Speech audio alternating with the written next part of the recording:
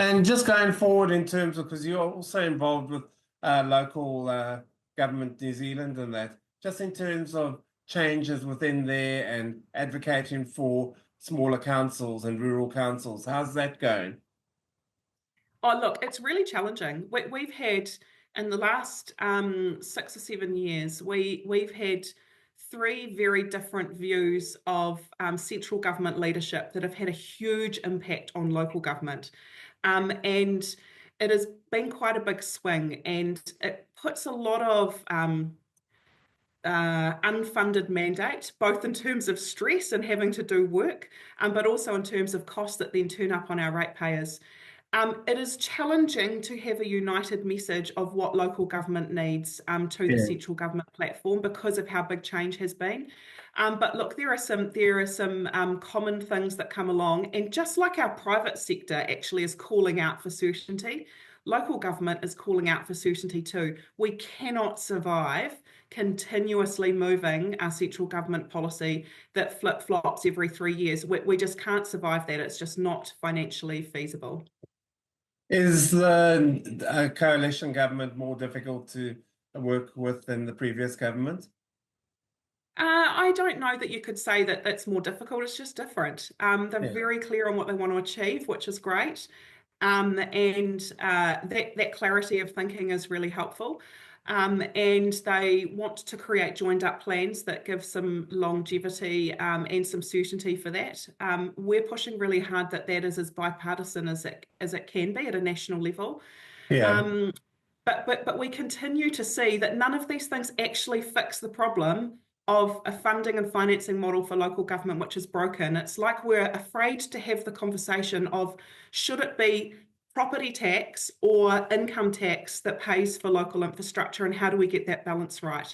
Yeah. And at the moment, the property tax tap through local government is turned on full bore, is what it feels Yeah. like. But we're not seeing that balance of understanding centrally about what more role they could play without just putting more costs on us.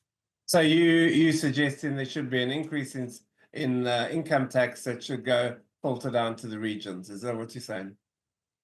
We need to look at other models that bring money into looking after local infrastructure. But would that be one of them?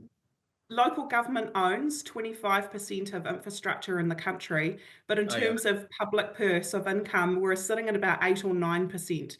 So that doesn't make any sense. And if our ratepayers are saying that at a property tax level, it's getting too much for them to pay every quarter to pay their rates, well, what is the balance that comes from the other side of that, from a central government participation in that? Because we're not able to operate on all of it. So whether it is portion of income tax or other income mechanisms that can be used, bed taxes, other ways of creating income, even a slice of the visitor levy, which the government is putting in place. How is that supporting local infrastructure to support visitors? We don't seem to be able to break into that just at the moment. So who's going to lead this conversation? How are you going to get this conversation going? So Local Government New Zealand actually just last week launched a toolkit of 25 different funding mechanisms and financing tools that would make a difference in local government. About a third of those we have some interest from central government to talk to us about. About a third, and they are keen to do, about a third they're interested in but not quite sure, and the other third are things that this government's not interested in, but they would be good for local government going forward. So there are some high-level national conversations about those funding and financing tools. It's a very tight piece of work, 25 very clearly described funding and financing tools. Now, the question I always ask you, going forward into the elections, you still got it in you? You still want to go ahead? Oh, absolutely. Got lots still to give and lots still to do, actually. And when I think about those priorities around water and housing, there is much left to do. The other thing for me is that the changing representative mix and how we run the governance of our council is really important to me as well. We have a decision from our council that to introduce Māori wards going into the next election, and there will be a referendum. I'm very clear that that is something that would be great for Central Hawke's Bay community and for Central Hawke's Bay District Council, and want to be part of leading that representation change into our council. So still got plenty to do. Because on the Māori wards, your council was a bit divided on that. So are you confident that with the referendum you're going to have to hold, that actually the public will support it? Confident that we can have a conversation about what it means locally, and we have to back ourselves, and I can see that it will be valuable for us in Central Hawke's Bay to have that partnership approach, and actually the